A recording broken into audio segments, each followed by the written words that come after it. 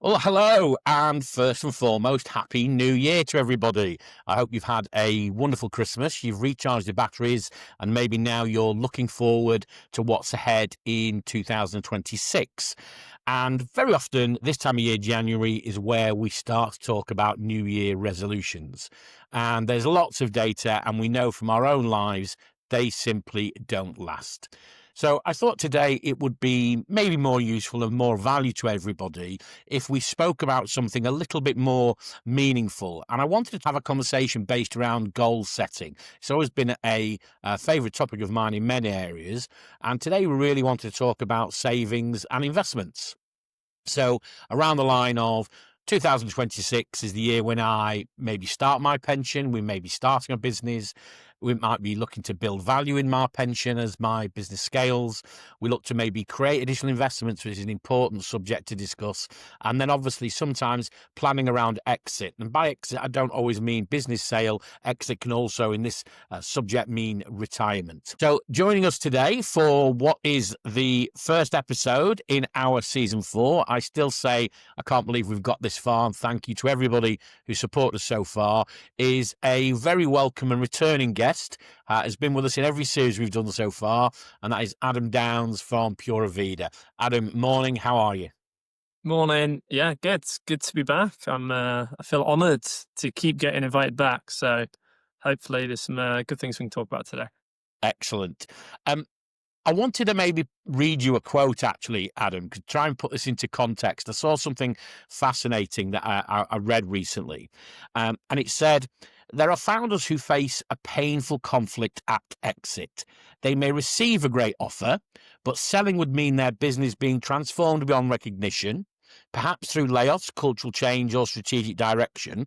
Yet because they need the money to retire, they feel they have no choice but to sell. It then went on to say, a founder who's built a healthy, diversified portfolio outside their business has options. They can afford to walk away from a bad deal or hold firm on a valuation. A founder without that safety net cannot, and sophisticated buyers know it. When all your wealth is tied up in one negotiation, you lose your greatest advantage, the power to say no. Thought maybe that would put us into context of the kind of conversation we'd like to do today. I wanted to maybe look at what we often talk about, the entrepreneurial journey, Adam. You and I talk about this in our own businesses, and we talk about it with lots and lots of clients. And I wanted to maybe look at your view on savings and investment if we looked at it in a business lifestyle, so lifestyle cycle. So let's look at, we're startups, whether we're creating a business in 2026 or this is just the year when I need to start saving, start a pension, maybe even stakeholder pensions come in. Then look at sort of scale up. Where do I look at getting extra value in my investment, and then potentially exit again, whether that is a business sale or whether that's just exit in this format in terms of retirement. So that's where I'd love to start, really. So give me your thoughts on, if we go back to the webinar that you did with Paul, you spoke about this ability to not ignore, but not worry about headlines if you believed you had long-term thinking. And you spoke specifically about what you call the psychology of investment. So give us some context as to where we need our minds to be before we start making maybe investment decisions. Yeah, I think there's a lot of pain that's come out of the budget, a lot of negativity, and I remember the comments that I made at the time is most of it is short term in terms of the implications. In terms of our plan, we plan in decades. Ultimately, for the long term, we obviously need to plan the short term as well. So it's a combination of planning for short term, means for the long term. So some of the things that came up in the budget is very much short term. We don't know how long they're going to exist for.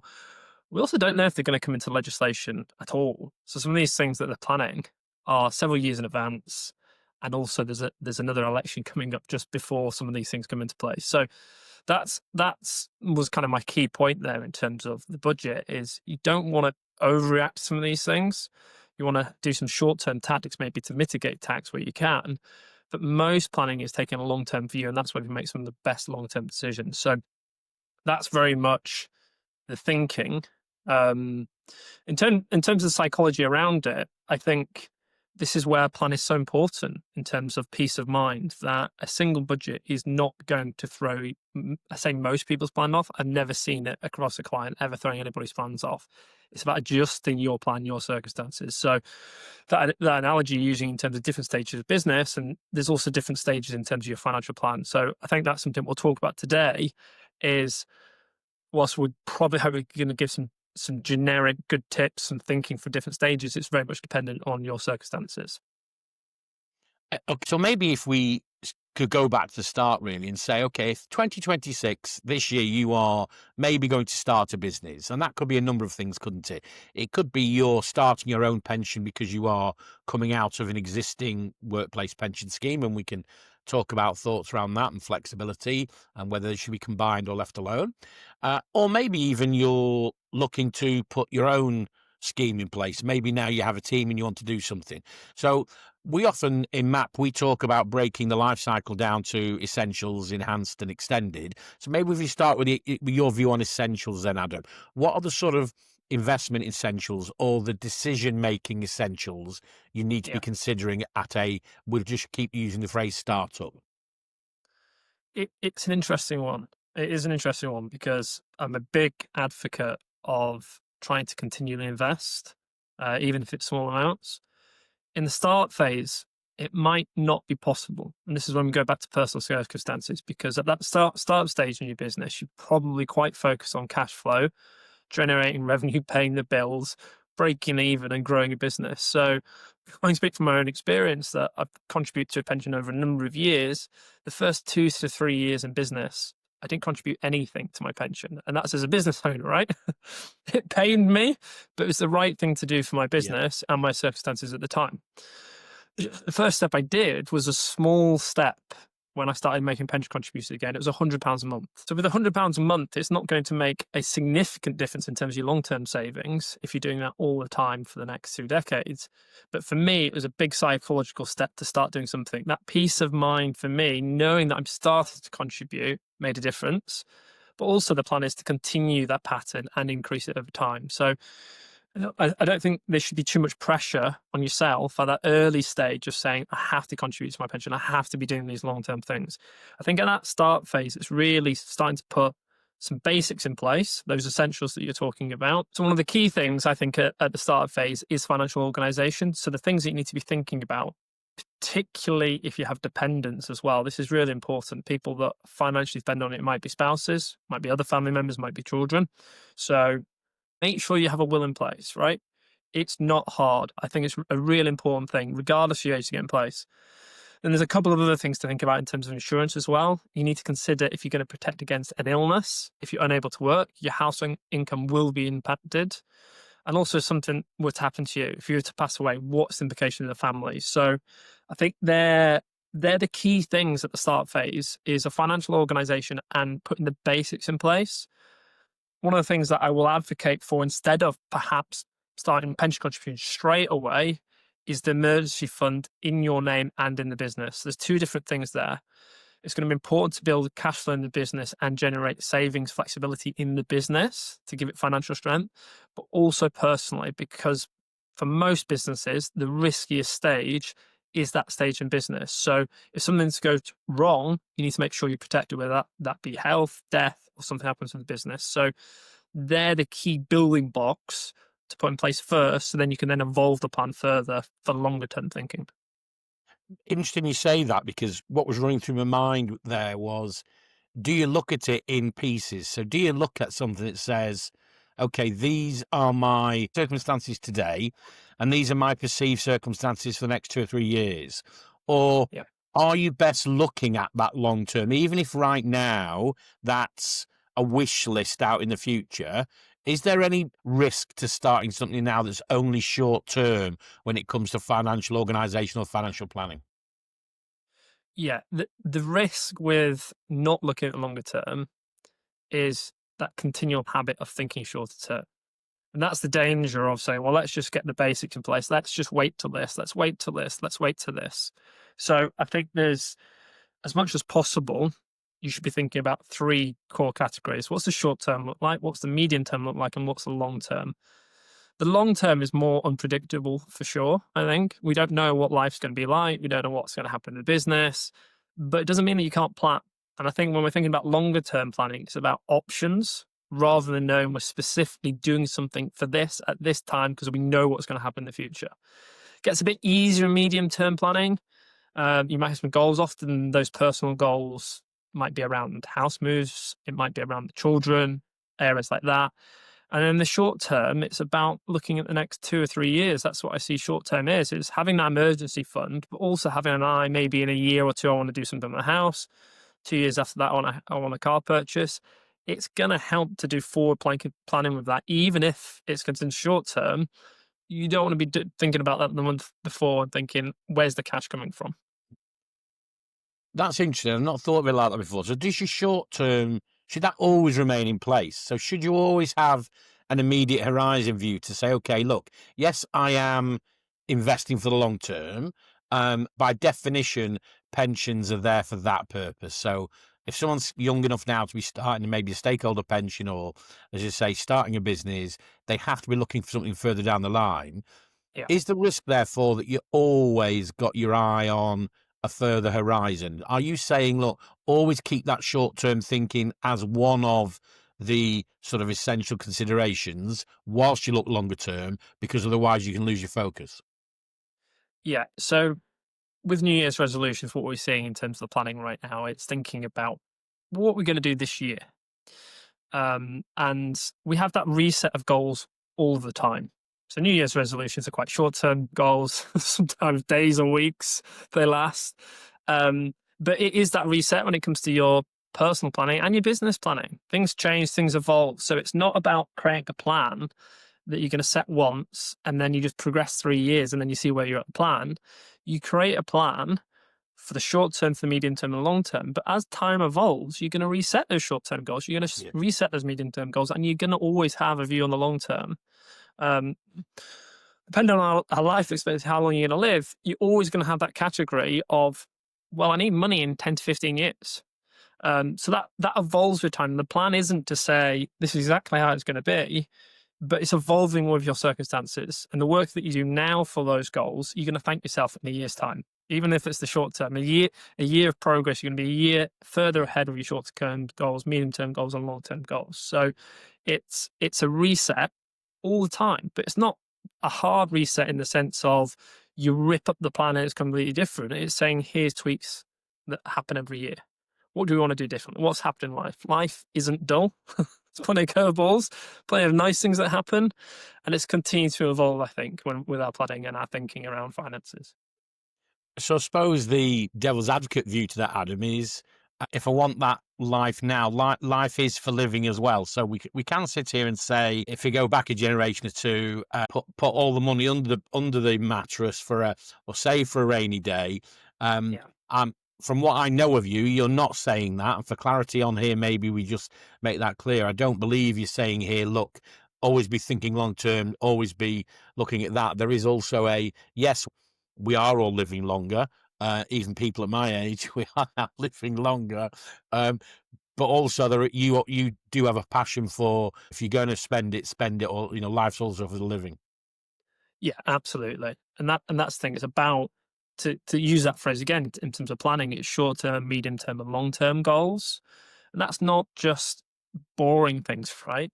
It's about really enjoying the next 5 years of your life. What does that look like? What does a great 5 years look like? How can we balance that? And it depends on your circumstances. If we're in that start phase that we talked about, it's probably going to be head down for a little bit. But it doesn't mean that we can't plan some nice holidays.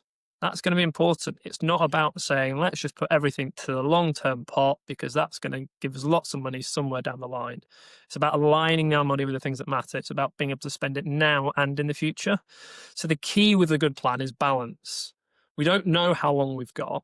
So we want to enjoy it now, but also hopefully we do have a long time on this earth. And at that point, we also want to enjoy it. So that's why we need to balance it. Okay.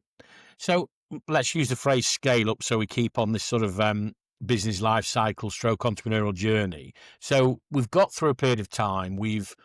Let's just say we we've been in business a few years, and we'll use your story there.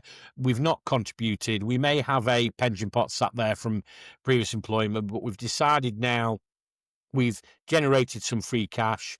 I have the choice. I could, carry on taking a bit more out, or I now need to put my head up above the parapet and start to consider, saving some of that money and putting it somewhere. Yeah. Talk people through the sort of basic decisions. So whether that be, is it pension, is it ISA type things? Give an explanation as to, and I appreciate this is not advice, and nothing I ever say is advice. It's only ever opinion and my experience. But for clarity, this is not financial advice in any way. Just talk through the differences between those kind of potential investments. Yeah, the regulator would hate a conversation like this. Try to be helpful. So yeah, all those caveats. It depends on circumstances. As we opened up with this chat, it is very tailored what you should do to what's going on in your life and what you want from life. So there's no hard rules of thumb, I think. But what there is patterns for what a lot of people do. So a key factor, obviously, is putting some money away for the longer term. We know this. And as the business grows in success, there's finally some free cash flow. Yes, let's enjoy it. Let's give a bit of breathing space once we've got an emergency fund in place. We're doing things we want to do from a lifestyle perspective. And then what I would suggest is how much can you sustainably afford in the business to potentially contribute to your longer term goals. So there's ways you can extract it from the business, but the most common patterns that I will see when working with people in the first couple of phases, in terms of how we describe it, startup phase and the scaling up phase, is two key areas. So the number one thing is making sure that we've got the kind of checklist done for everything that we need to do from a security, from a risk point of view. So to do with emergency funds, to do with wills, to do with income protection, to do with if something's happened to our life. And then beyond that, that kind of short term, let's de-risk everything as much as possible. We can then take perhaps the longer term view and not for now, not focus on the medium term. Why we focus on the longer term view is because the longer term view is the pot of money that you're probably going to save the most tax on with your decision making, but also the highest return from your assets as well. So when we're thinking about short term versus long term, there's a different risk that's going to be associated with it, but also a different return. So that security is so important as a starting point, but your cash isn't going to make you much money. The emergency fund isn't going to be making much money. The money that's sat in the business isn't going to be making you much money. That's really, really important as a strong foundation. And then what you can do when the surplus income, surplus profits, then saying, what's the best way to distribute this for me and my family? So the most common route for tax reasons is company pension contributions as it stands. So people might do this as a lump sum towards the end of the company year, but often it's the case of making a regular contribution as well. So there's huge tax benefits from a company perspective, from a personal perspective as well. And then what can happen in that pot? You can leave it and it grows from your regular savings that you're going in all the time, but then you've got the power of investing. So the sooner that you can start turning on that long-term goal, the more time your investments have to grow. So a lot of people, when they're thinking about time and investments and pensions, they might be in their 40s and thinking, well, I might be accessing this in 10 or 15 years. The reality is that long-term pot, as a pension, for example, will often be in place for the rest of your life. So there's lots of time there to have a big impact in terms of growth. It's fascinating. You said a few things there, and obviously we're sitting talking about this, and we use the headlines of tax on savings and investment. But as we appreciate, as you said, we've still got a long way to go to next election, and obviously some of the policy decisions didn't appear to last 5 minutes after the last one, and I'm sure there'll be changes again. But in principle, what you're saying is that and Paul talks a lot about this, that there are 32 ways, I think is his magic number of way to extract value out your business. And obviously, the pension one is an interesting one because, yes, today there are still tax benefits to your business. That may or may not change, and everything you look at will be subject to current legislation. And whilst there were changes made in the last budget around salary sacrifice, there are still ways of doing this. The one sort of error I see, and I suppose this is one of the points to maybe talk about this, because It's not about waiting to, as I say, exit is not binary, and I don't mean sale. I mean you exiting the business, retirement, succession, sale, whatever that may be. God forbid, death or something. But there are lots of people who will sit and want to see a more than substantial or more than appropriate cash balance in their business. And I've, had friends of mine say, we were fortunate enough, Adam, when we first did it, what was entrepreneurs tax relief got changed with the £1 million lifetime piece on it. But people would sit there and go, but if I take that out as a dividend, I get this amount of tax. If I wait for this amazing deal, I'll save more money.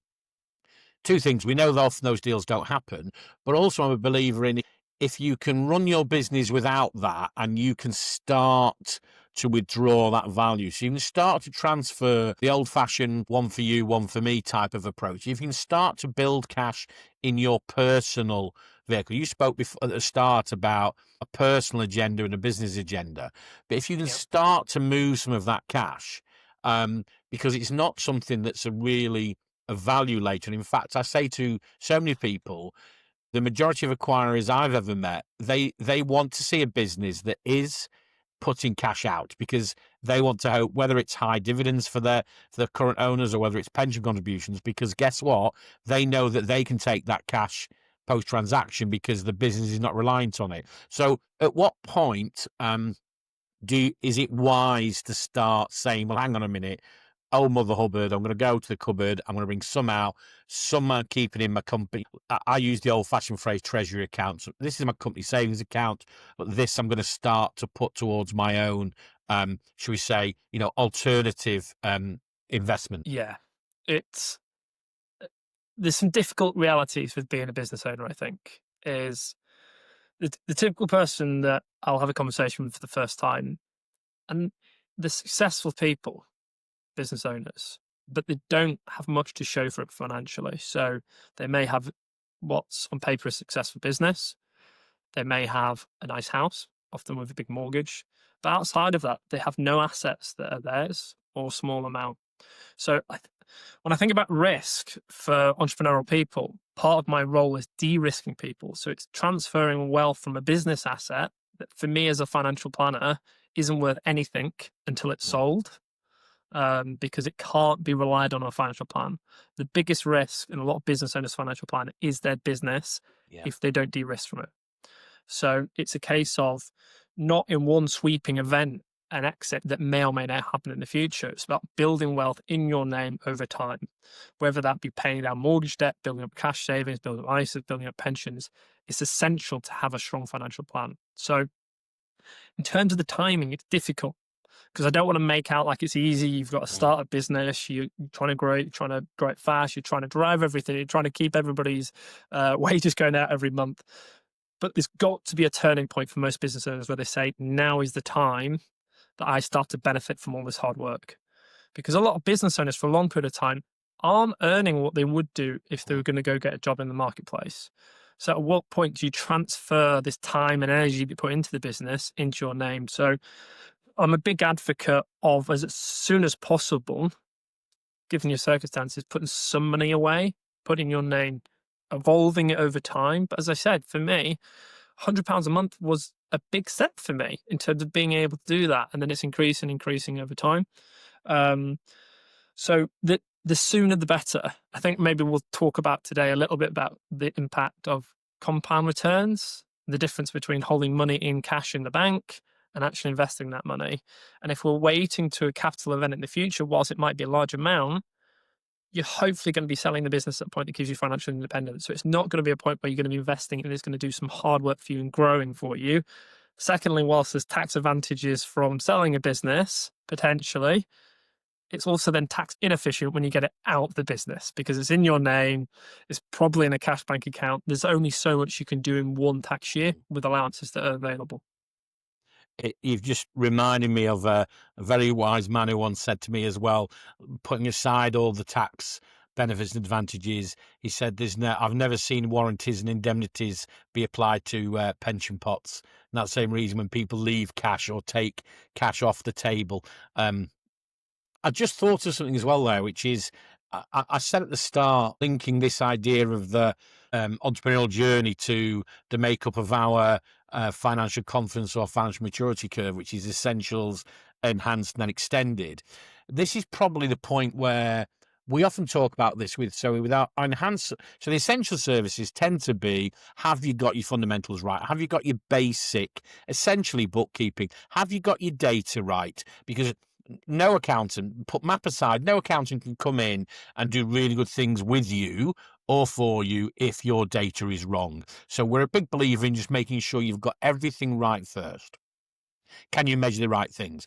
And then one of the things we see a lot as one of the first stages in our maturity curve in going into enhanced is where people start to look at budgeting. And budgeting is where they've not been in survival mode. And I appreciate that can be startup, or it could be, obviously, COVID came along now a good few years ago, but that changed people's sort of reality of budgets. And there has been I'm going to say a backlash, and there are a number of people still skeptical about budgets. But the beauty of a budget is the point that you're just saying there, Adam, is that you can start to say, what if? So, okay, last year we did this amount of money. Let's just use £1 million for the sake of it. So we turned over £1 million. We experienced this amount of growth in our second half. So we're going to budget next year for, let's just say 1.2. Nothing silly. We're just going to grow our business. And you can therefore sit there and say, okay, if I achieve that, what would that allow me to consider to put into whatever investment that chooses to be? But it's that ability to look at scenarios. And I think that's where the marriage between investments and budgets are there. So don't wait to build a pot to say, hey, what can I now do? Adam, I've got this swag bag. Where should I put this money? It's about sitting in advance and saying, Adam, here's my budget. If we get to this point, at what point do I need to indicate you of my plan? So I know you've scorned me before and I tell you I've suddenly bought something or I've suddenly done something because it wasn't in our plan. But you get my point. We're talking about a new year, looking forward. We always believe that this is going to be our best year, and most entrepreneurs do. Yeah. So if I'm going to achieve these numbers this year, this is what I'm going to commit in a budget. I don't mean physically commit today as in a contract, but commit to consider to be putting away. Yeah, I actually love budgeting.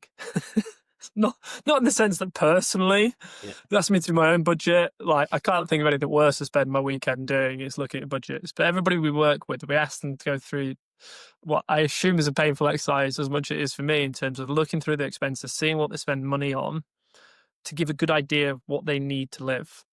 So once you know that figure of how much you need to live, it's more predictable than actually business cash flow planning, business budgeting, because let's pick an example of your utility bill. Yes, it's going to be increasing over time and perhaps slightly above inflation over time as well, but it's not going to double and triple. You're not going to have a month where you're not paying the utilities or it's tripled. So you can have a predictable pattern to a certain extent to say, well, what is my baseline of expenditure of how I want to live now and in the future? And you can map this out for inflation over long periods of time, which is really helpful. But this is where the fun part comes in terms of budgeting, is saying, well, that's the stuff I need to live. What else can I spend money on? And that's where the magic in terms of short-term, medium terms of long-term goals is saying, well, actually, I want to spend some money on holidays. I want to spend some money on the house. Okay, well, we've got this amount of surplus income versus expenditure. Where are we going to allocate this money? So let's allocate some of the money to the house. Let's allocate some of the money to junior ISIS for the kids, for a university pot. Let's put some money away for the longer term, which might be a retirement pot, for example. So that can be quite powerful in the sense that there's never a conversation we have with clients that's saying, well, how much did you spend this month? How much did you spend on the shopping? Yeah. Those things. But at a top level, on an annualized basis, you've got a good idea what you're spending. And then you can plan with confidence. But also with that longer term planning, you know roughly how much you're going to need. So whilst we're talking about adapting to your circumstances in the business and saying, do what you can, there's got to be a reality check at some point to say, I need to do more. So if you don't get the balance right between short-term and long-term savings plans and how you're spending your money, there's going to be pain that's going to come. You're either going to have to work longer, you're going to have to earn more money, or you're going to have to cut back. So the benefit of being proactive in terms of thinking about budgeting is you can see what's coming. You can see what's coming when we're talking about short-term. You're saying, well, I want to buy a car in 2 years. Okay, so there's not that shock to the cash flow in 2 years' time. I'd love to do something with the bathrooms and the kitchen at some point. They're fine for now, but 4 years, we need some money for that. And then longer term, it's then saying, well, actually, I need 50K a year to live off. How big does that pot of money need to be? When's the realistic goal to do that? Um, and it's quite hard to bring that all together, I think. And that's where we use a tool that's called cash flow planning. It's similar that you'd have in a business, but we extend it out over decades. So again, going back to that idea of financial planning is evolving all the time. It's not that we're going to set a plan to say this is what's going to happen for the next 4 or 5 decades, but it is saying based on what we know today, what we want to do, how we want to spend our time, how we want to spend our money, our best guess at income and expenditure. This is the pathway for the next 5, 10, 15, 20 years, and give you a lot of confidence with your decision making. And that's where you can play with the plan a bit as well. And you say, well, what if I contribute a little bit more? What if I spend a little bit more? What's the implications over the next few years? And that's where you can have quite a profound impact on your planning, is that we tend to plan quite late as business owners because we're head down with the business. But if we can take some steps now, those New Year's resolutions, take steps now, even if they're small, it makes a big, big difference over time. So if I get any messages across today in terms of New Year's resolutions, is get those essentials sorted, those things you've been putting off. Often the case with insurances, often the cases with things like wills, they're not fun things to do. Budgeting, definitely not on the fun list for me either. But then also start to take some steps for the long term, because that's what's going to have the most profound impact on your wealth. So over time, it's massive the difference it makes, even the small steps that you make now. Really interesting, and it made me think of something else which probably has not entered my head before, which is very often we will talk with a client that has an ambition to build a business worth a certain value. Very often it's when they're saying that they are planning, or their ambition is to grow and sell a business. And we will often sit there and say, okay, what does that number need to look like? So somebody will come up with a number, and we will sit there and say, okay, if we call that your enterprise value, and the industry we represent, Adam, and you know it as well because you represent lots of the same clients, tends to be a business that's valued at a multiple of their EBITDA number. So we'll sit there and say, okay, if you want to raise £1 million, it's probably 5 times what you've got. So you need to be generating 250k EBITDA. And very often we'll do a 3 or a 5 year plan that shows that annual performance going up slightly to get to this number.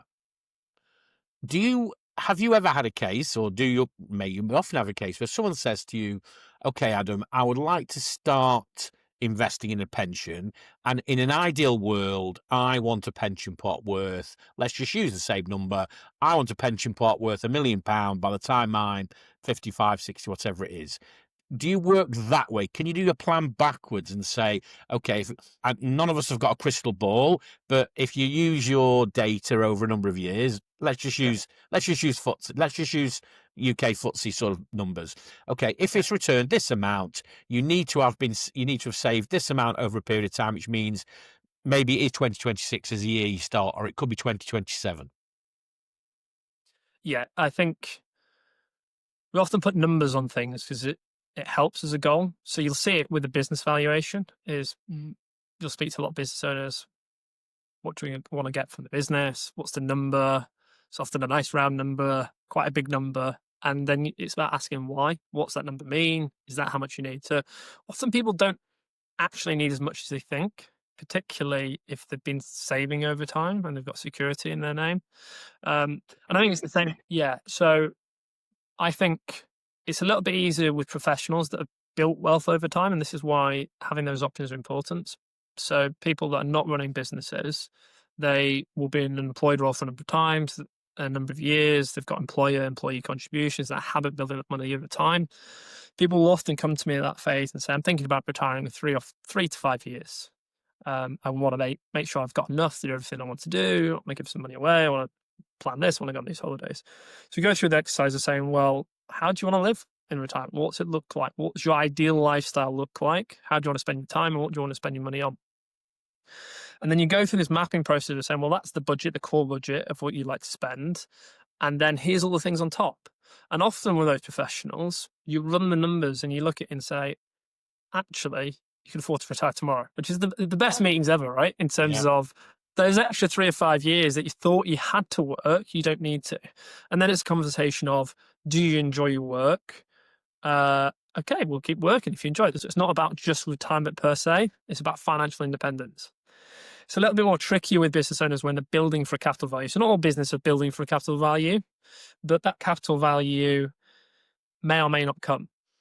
And that's the real challenge when we're talking about a number. I've had a financial planning meeting in the last couple of weeks. I've been working with somebody for a number of years. We're de-risking them in terms of their plan, in terms of personal wealth, in terms of building up assets in their name. But actually, I had to take the business valuation out of the plan in terms of what we first valued the business at probably 3 or 4 years ago. And that's quite difficult in terms of adapting the plan because it's quite a big number. And they're going to have to pivot in terms of their financial planning to something that's going to achieve financial independence for them. It's not ideal, but there's a way forward with it. So I think when looking at numbers in terms of exit values, I would be a big advocate of trying to financially plan on the basis you're going to get nothing from your business and then get yourself in a position where you don't need much from your business. So you're in a situation where you can either work a few more years or you get a capital event that then gets you over the line, not one sweeping capital event. We hear different analogies of my business and my pension, my properties, my pension, all those things. They're not. They're not pensions. They might help in terms of diversifying your assets, but it's not the solution. You need assets you can rely on. And as a financial planner, that's what it's about. And it's investing that way as well. So it's investing in a way that you can rely on with time. It comes back to where I started, Adam, this idea of options. I mean, I'm a big advocate of that personally, and that's something which we often talk to people, clients about with Matt, which is if we can help you get options, then that's the sort of optimum outcome, really. The reality of, as we say, that only ever a small percentage of exit sale transactions happen, but also that point that's, you've said it there. We talk about exit. Exit just means the time at which you will be leaving the business. We've become Americanized that exit now means sale, which is not the case. So the risk is I've known people who have put all their eggs in one basket and then it hasn't happened for them.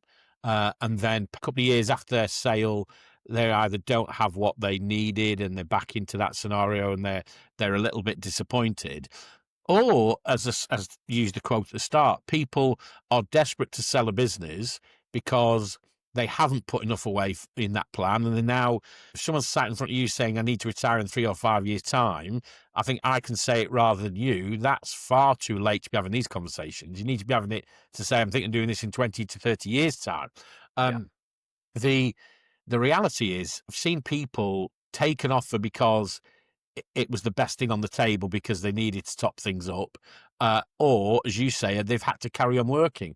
Whereas if you can sit there and say, well, hang on a minute, this would be a beautiful icing on the cake if I took this offer, but I don't have to take it, then, for me, that's the perfect outcome. I know, perfect depends on your own ambitions and your desires and your circumstances. But if you're going to be, I always say, and people laugh when I say it, want my cake and eat it. Obviously I do. You can tell that looking at me. But want my cake and eat it is, yes, I want to be able to have something that says, I don't mind being, and I'm a big fan, Adam, of being open for transparency. When you and I have spoke, we've always done that in terms of any form of share valuation. We've always minimized it to say, well, it could be this, but it could also be a lot less. And in fact, I can say now, recent things I've done have ended up making less than was within the plan. And I think it's wise to say, well, if we discount that number slightly, then the rest of the plan's only going to be stronger. So you can beat that number, and guess what? Your plan is just going to be stronger. But don't sit there and, again, put it outside of your control is another phrase that I say to people. I think a really key thing with this and a hard truth is your business probably isn't going to be worth anything if you're not in a position to be extracting significant profits. So someone isn't going to buy your business to employ you in your job. The business needs to be sustainable without you. Yeah. And it needs to be able to create profits in addition to paying you. So that's the journey as a business that you need to go on if you're going to, I say you have to. Not all business models are this. There's technology companies that are loss making, that are worth billions.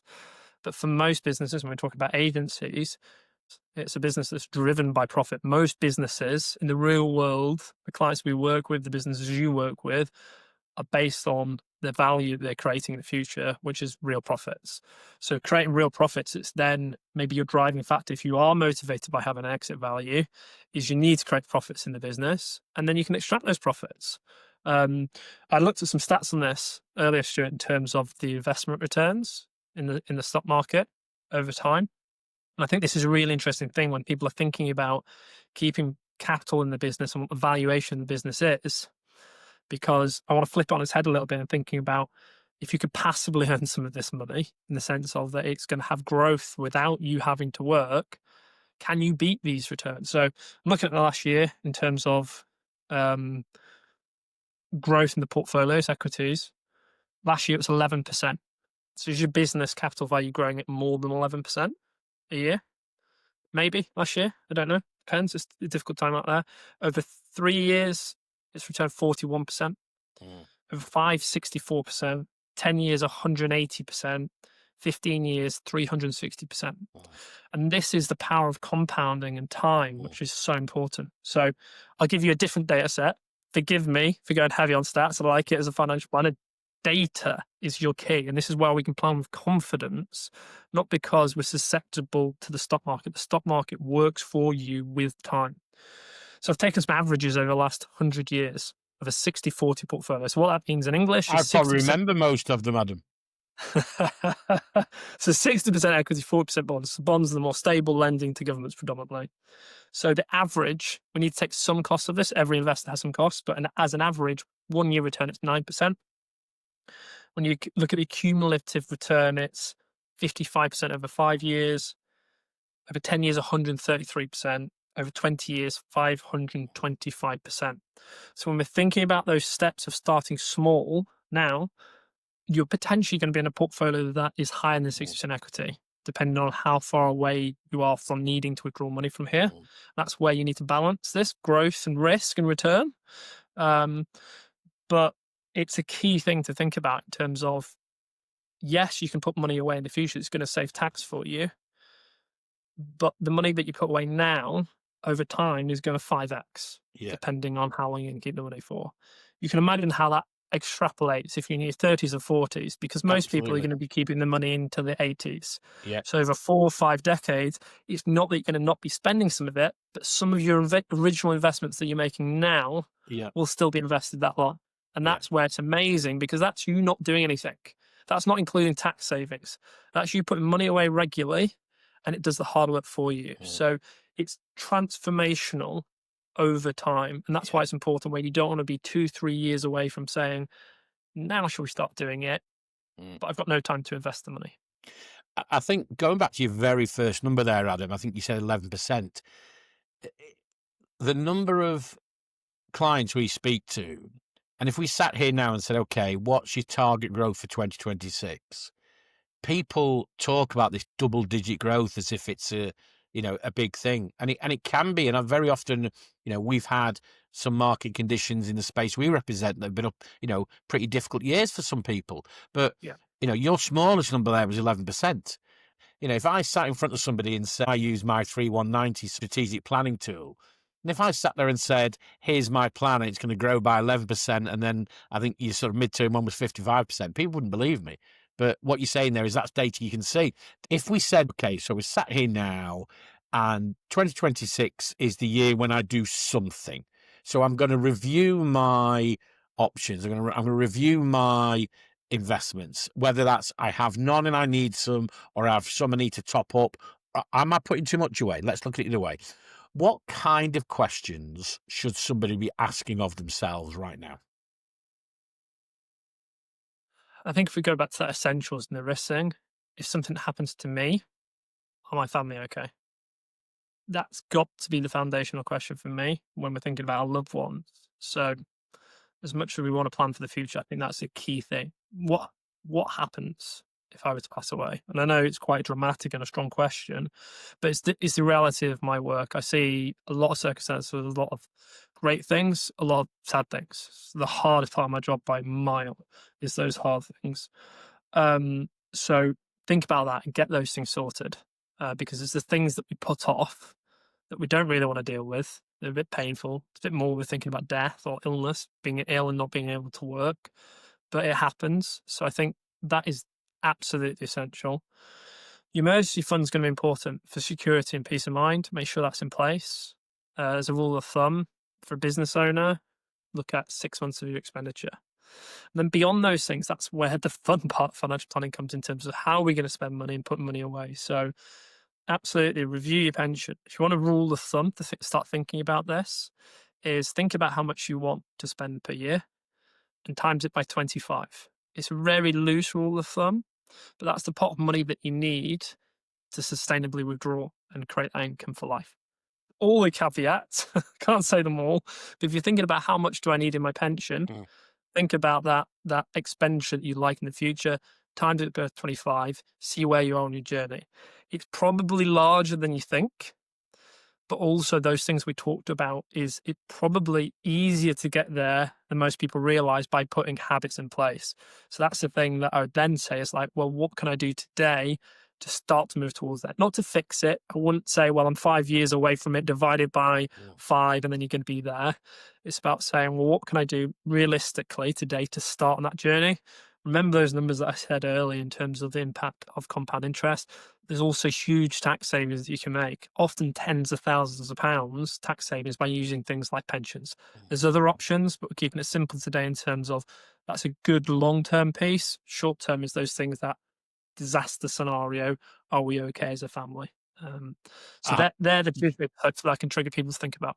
yeah, I think it's really interesting that point of view to say, looking at what you need to bring it back to what people are used to. What do you want to earn? If we said to somebody, either in their own business or working today, what's your contract worth? It's not, well, I'm employed for, I've got to sign a contract for 3 years, it's worth, etc. So I think that's where maybe people get pensions wrong. They look at the concept of a lump sum, isn't it? The phrase lump sum tends to appear when you talk about pensions. What you're saying is you just have a look at a lifestyle. So if you were to stop working, would you accept a job for higher or lower money? How long would you do that for, I suppose, is a really sensible way of looking at it. The one thing as well, Adam, I really want to sort of get on the high box about here and speak about is, obviously, as I said, no, I am in a position where there has been, I would say, pretty significant changes to pensions over in the last 10 years. So I can look at my in-laws now and people saying have to work longer. And we're at a situation, as we look now in Jan 26, of still being in this triple lock scenario. But there was a lot of political rumblings and a lot of commentary after the autumn budget. And this was not party political, just to say this cannot carry on. We are living longer. The state continuing to give you inflation or inflation busting pension payments just is not going to be there. So I would say to anybody who is in their, let's just say, 20s, 30s now, I say this to my own kids, you have to look at this more, since because the idea of somebody saying to my parents the pension is not going to be there, putting aside any horror stories of company pension foldings, but I think if we're going to sit here now and if we could have this conversation in another 20 years' time, probably Adam, even another 5 years' time, I would be amazed if that system was still in place. So I think the more people look at it now, I know when you and I speak again, just to be open and transparent, that is something that we talk about in my plan because of my age. I'm at a point where, I probably will see a meaningful state pension, but that's just going to get less and less and less. So I just think, I just want to get that message across to everybody, and that's why stakeholder pensions were put in. This is not a top up. This is not this must be your primary. If there is still a state pension in place in 10 years' time, then treat that as a cherry on the cake. Yeah, focus on what you can control, Yeah. definitely. And you can control it.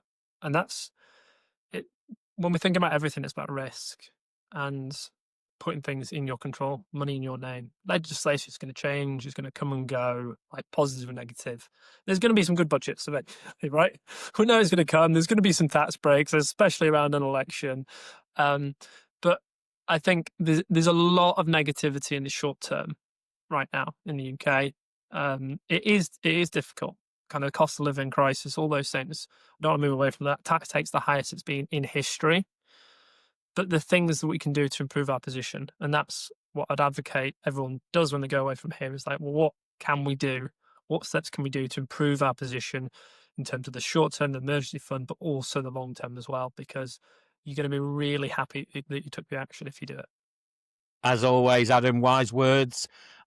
All that remains is, again, just to thank you so much for your time. You're always first on my new series list.